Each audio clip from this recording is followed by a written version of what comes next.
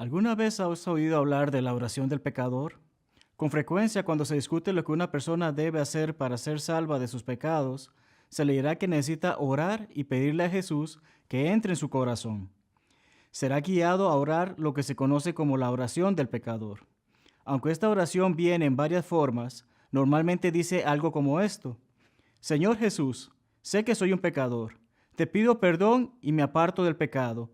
Creo que moriste por mis pecados y resucitaste para darme una nueva vida. Te entrego el control de mi vida. Te invito a entrar en mi corazón y en mi vida. Confío en ti como mi Señor y Salvador por el resto de mi vida. En tu nombre, amén. Amigo, ¿te sorprendería si te dijera que oración como esta no se encuentra en ninguna parte de la Biblia y que nadie en el Nuevo Testamento se salvó alguna vez por decir tal oración?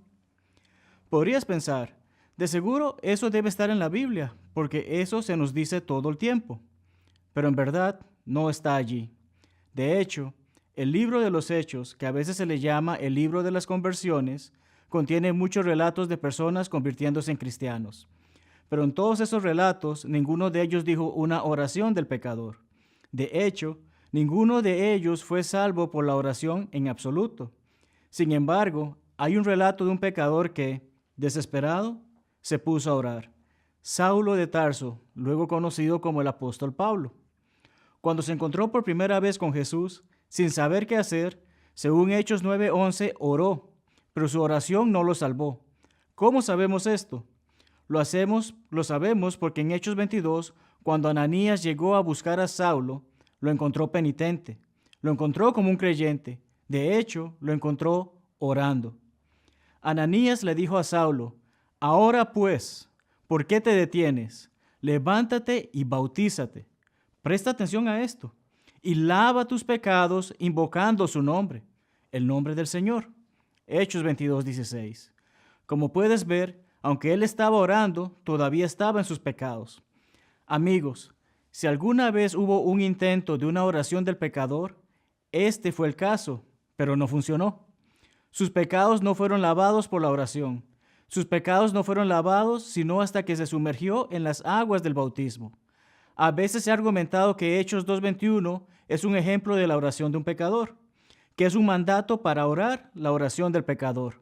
Y dice así: y todo aquel que invocare el nombre del Señor será salvo. En primer lugar, si este pasaje requiere tal oración para ser salvo, entonces tengo que hacer la pregunta: ¿por qué no hay ningún ejemplo de que alguien alguna vez haya hecho esto? En segundo lugar, preguntemos: ¿qué entendió por mandamiento la gente en los eventos según Hechos 2? La verdad es que no lo entendieron todo. Sabemos eso porque en el versículo 37, tras escuchar todo esto, hicieron la pregunta: ¿qué haremos? Y luego Pedro les explica cómo invocar al Señor para ser salvos de sus pecados. Escucha la explicación de Pedro. Pedro les dijo: arrepentíos y bautícese cada uno de vosotros en el nombre de Jesucristo para perdón de los pecados. Hechos 2:38. Entonces, Pedro definió invocar el nombre del Señor no como la oración de un pecador, sino como arrepentirse y ser bautizado. Volviendo a Hechos 22:16, Ananías le dijo a Saulo: ahora pues, ¿por qué te detienes? Levántate, bautízate y lava tus pecados invocando su nombre. Amigos, la forma en que Saulo debía invocar al Señor para que perdonara sus pecados fue por el ser bautizado y lavado en la sangre de Jesús.